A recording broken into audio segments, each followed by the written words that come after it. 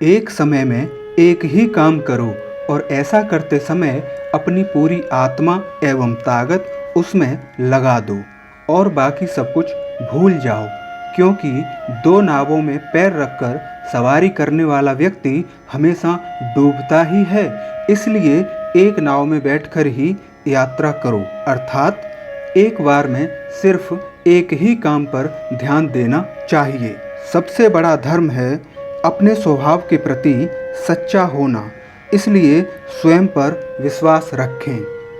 एक विचार लो, उस विचार को अपना जीवन बना लो, हमेशा उसी के बारे में सोचो, उसके सपने देखो, उस विचार को जियो, अपने मस्तिष्क, मांसपेशियों, नसों और शरीर के हर हिस्से को उस विचार में डूब जाने दो और बाकी के सभी विचारों को एक किनारे रख दो।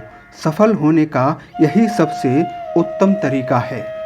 अगर किसी दिन आपके सामने कोई समस्या न आए तो आप समझ लीजिए कि आप एक गलत मार्ग पर चल रहे हैं। जो तुम सोचते हो वैसे तुम हो जाओगे। यदि तुम स्वयं को कमज़ोर सोचते हो तो कमज़ोर हो जाओगे, और यदि तुम स्वयं को ताकतवर सोचते हो तो ताकतवर हो जाओगे। ब्रह्मांड की सारी शक्तियाँ पहले से ही हमारी हैं। वो तो हम ही हैं जो अपनी आँखों पर हाथ रख लेते हैं और फिर रोते हैं कि कितना अंधेरा है। यानी कि हम जैसा कर्म करेंगे वैसा ही परिणाम हमारे सामने होगा। इसलिए हमेशा सकारात्मक ऊर्जा के साथ अपने सही उद्देश्य में जुट जाइए। हम वो हैं जो हमें हमारी सोच ने बनाया है, इसलिए इस बात का हमेशा ध्यान रखें कि आप क्या सोचते हैं। शब्द गौण हैं परंतु विचार रहते हैं और वे दूर तक यात्रा करते हैं। बस वही जीते हैं जो दूसरों के लिए जीते हैं। बहुत अच्छी बात कही है। कहने को तो यह पंक्ति विवेकानंद जी के द्वारा कहा गया एक वाक्य है, परंतु इसका अर्थ बहुत गहरा और प्रभावी है। गौर करने वाली बात यह है कि इस बात के दो अर्थ निकलते हैं।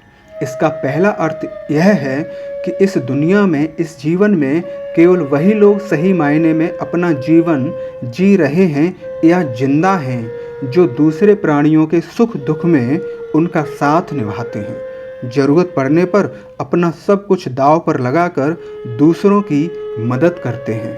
और इस पंक्ति का दूसरा अर्थ यह हुआ कि इस जीवन युद्ध में वही लोग विजयी होते हैं जो दूसरे की जीत में ही अपनी स्वयं की जीत की खुशी और आनंद की अनुभूति प्राप्त करते हैं। याद रखो, जब तक तुम्हारे हृदय में उत्साह है तथा गुरु और भगवान में विश्वास है, तब तक तुम्हें कोई नहीं हरा सकता।